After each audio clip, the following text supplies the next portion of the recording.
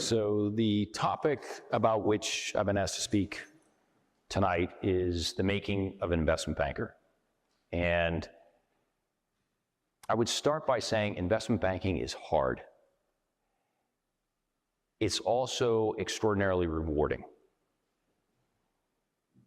It's fiercely competitive. Most people in this room won't succeed as investment bankers. Or maybe not in this room, but in most rooms, to most groups of people to whom I speak, most of them would not succeed in investment banking. So I'm hopeful that tonight, the comments that I'm going to make, this speech, the advice that I'm going to give you will help you increase the chances of your success as an investment banker, if you choose to pursue a career in investment banking.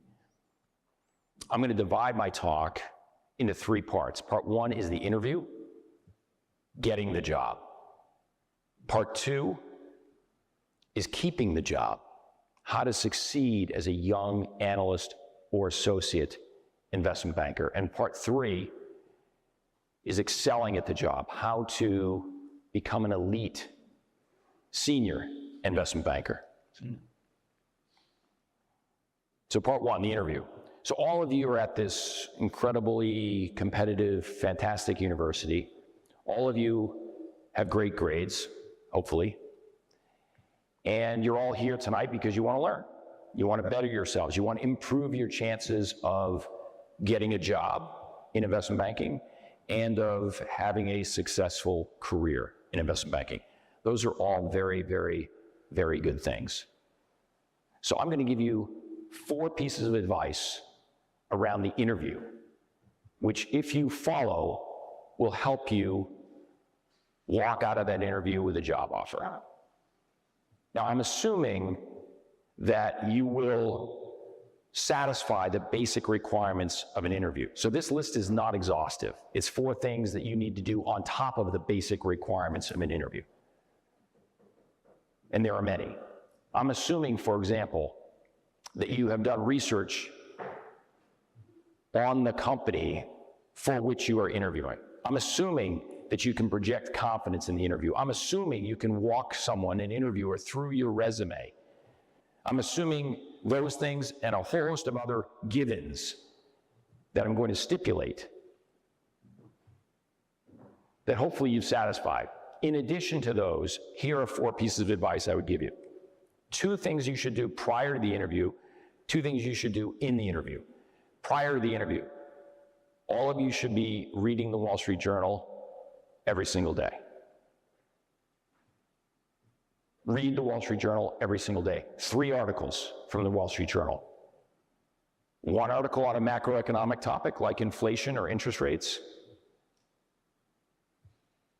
1 article on a specific industry, company, or transaction. So for example, a recent merger transaction that's been announced, or a recent IPO that's been announced,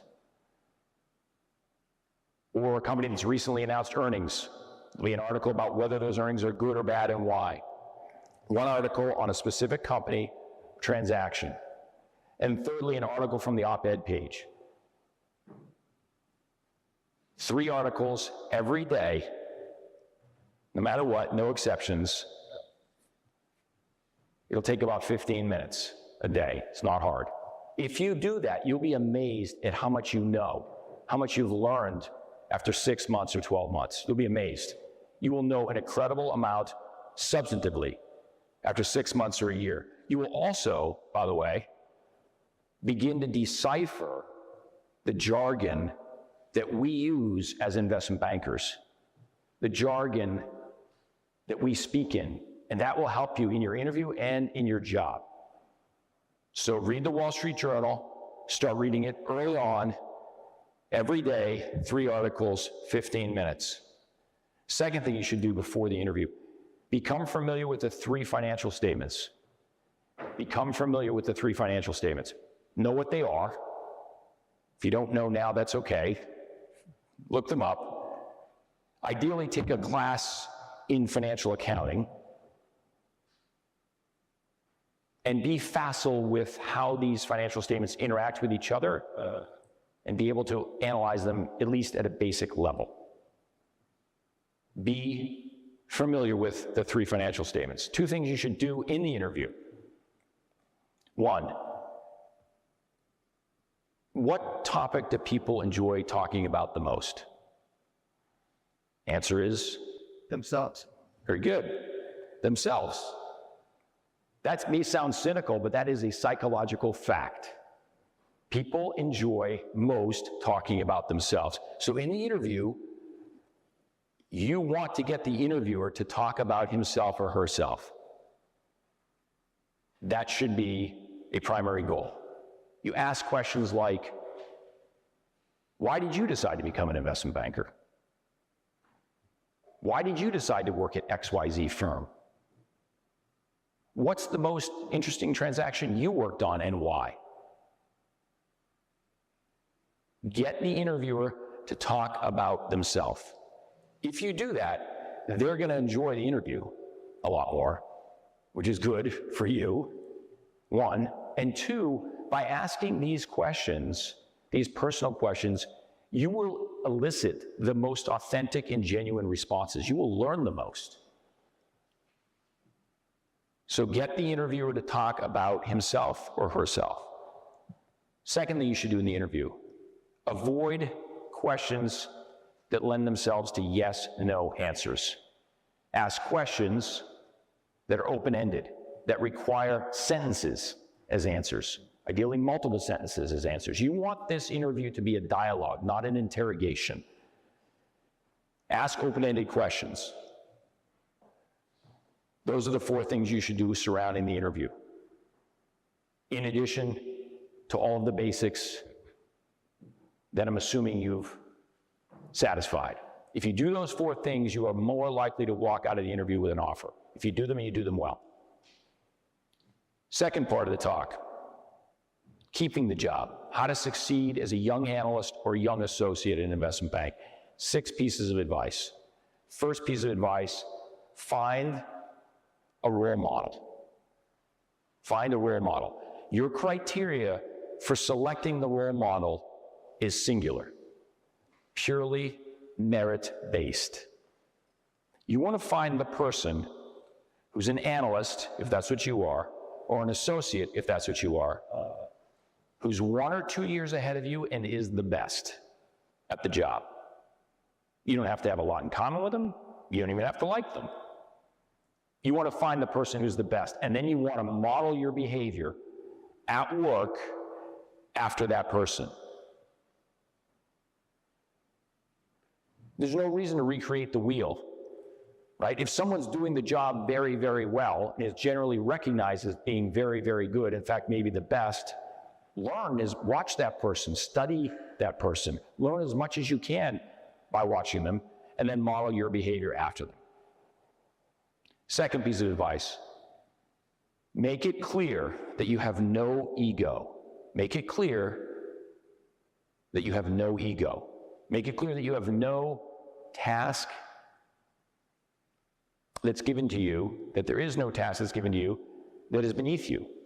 There's no task too menial for you. Make it clear to the team that you're willing to do whatever is necessary for the team to succeed. In fact, early on in your career as an analyst, let's say, in the first month, or as an associate, volunteer for the menial tasks. Go get coffee, make copies. Make it clear you have no ego. Number 3, take notes. Some of you are doing that tonight. Take notes. When you're in a meeting with a client, a prospective client, a superior, take notes. You want to do that because it conveys to the people in the room that you're serious. It also conveys to the people who are talking that what they're saying is important. You're writing it down. And thirdly, and most importantly, it gives them a sense of comfort that you're not going to forget what happened in the meeting or the follow-up tasks that you have to accomplish after the meeting. The analogy I always like to use with this is, if you go to dinner with a group of your friends and there's 6 of you at the table at a restaurant, and the waiter comes over And he takes your orders, and one at a time, each of you order, and he doesn't write anything down. He says, terrific, I'll be back with your orders, and he leaves. I don't know about you, but I'm sort of wondering in 30 minutes, am I gonna get the salad that I ordered, or am I getting meatloaf, right? You have no idea, because there's nothing written down, it doesn't inspire confidence, and he didn't recap what the orders were. Now, it may look impressive, and I don't care if you have a photographic memory, take notes, write things down. And then in a meeting with your superior afterwards, walk through the list of follow-up items that you have. Tick them off. Say to your boss, I will have the memo rewritten by tomorrow at noon. I'm going to rerun the model with the new numbers. The other follow-up item I have from the meeting is I'm supposed to call XYZ person or write a text to ABC person. Recap the meeting and your follow-up items with your boss. It will put your boss's mind at ease. Even if you know them all, even if you're not going to forget them all, it will make your boss feel like, okay, it's okay. He's got this, she's got this. I don't need to worry about it. Take notes. Number 4, work hard. Make no mistake, the most successful analysts and associates in investment banking are the hardest workers, period, full stop. It doesn't matter if you're a good golfer, if you can schmooze well. Doesn't matter if you can play tennis well, or you know something about professional sports. That doesn't matter. What matters is how hard are you willing to work? Be prepared for that. It's hard. Work hard. Number 5, related to number 4. First impressions die hard. Good first impressions die hard, and bad first impressions die hard. So be very responsive, especially early on. There's nothing more frustrating for a senior investment banker than to send an email or text to an analyst or an associate and have that email or text go unanswered for an extended period of time. Don't let that happen, particularly early on. Be available, be responsive. People like to extrapolate. If the first 5 interactions they have with you, you're super responsive, you never drop a ball, they're going to extrapolate from there and assume that behavior is going to continue. If the first 5 interactions with you, you're unresponsive and you forget a bunch of things, they're going to extrapolate in a negative direction, and it's incredibly hard to recover from that. First impressions die hard. Make good ones. Be available, be responsive, don't make mistakes, particularly early on. Number 6, piece of advice. As a young associate or a young analyst, never stop learning. So in year 2, day 3, you should be reading the Wall Street Journal every day. In year 3, day 4, you should be reading the Wall Street Journal every day. Every day. You may read more articles, you may read different articles, but read it every day. Ask questions of your peers, ask questions of your superiors. Approach the second and third year the same way you approached the interview, with that same zest, zeal, that same sense of intensity. Be curious, ask questions, never stop learning. The most successful analysts and associates do that. They never stop. They never rest on their laurels. Third part of the presentation, how to become an elite senior investment banker, how to really excel at this job. 6 pieces of advice. First, give your client advice that is the best advice for the client, even if, and in particular if, it is contrary to your own interests. There's no better way to establish credibility with a client than to give them advice that they know is contrary to your interest.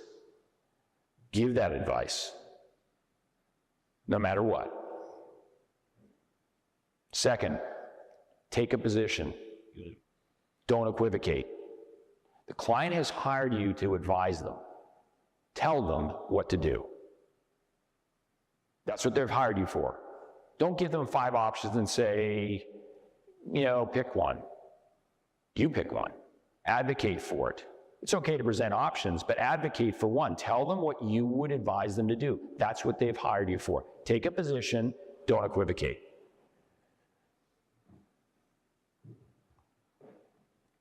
Number 3, embrace and relish in adversity. Adversity is what makes you better, stronger at this job.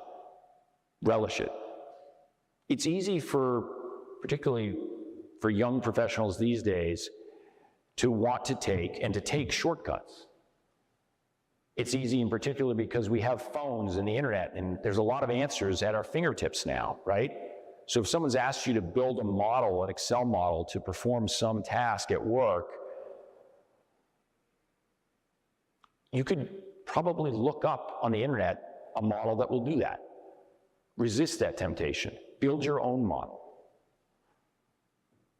Resist the temptation to take shortcuts. Live in the trenches, because the best investment bankers lived in the trenches. Their skills were forged there. Relish adversity. You will come out of it stronger. Don't be disappointed, afraid, angry when you encounter it. View it, embrace it, and view it as something that will make you stronger. Number 4, master discipline. This job requires incredible discipline. Master it, inside and outside of your work.